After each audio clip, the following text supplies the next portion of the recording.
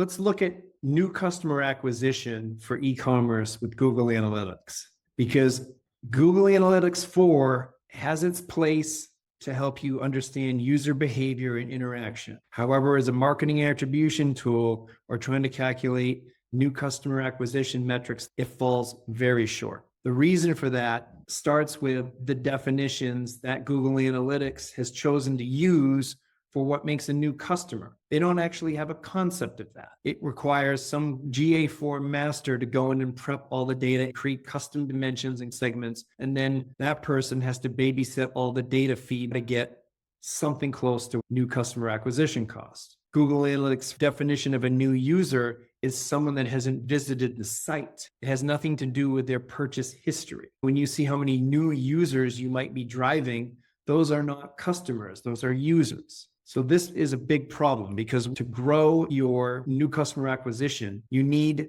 to know your NCAC number, which is your new customer acquisition cost, compared to your NAOV, which is your new average order value. You need to know the spread of that, but hopefully have a profitable spread to start the segment and only look at new customer activity from people who ended up buying. That was verified. It was their very first purchase with you, because first purchasers are more challenging to get. So they're likely to cost a lot more than whatever you've baselined as your normal customer acquisition cost. You just look at Google Analytics, you say, show me all my ad spend and show me all my sales, and divide the two and call that your CAC, or customer acquisition cost. But what the pros do for new customer acquisition is not look at sales, but look at customers, and not any customers, but just the new, and then take the ad spend and divide it by the new customers only. And you'll find it's a much higher cost. That's just the reality of how it works. So you can optimize your marketing and budgeting around getting a profitable spread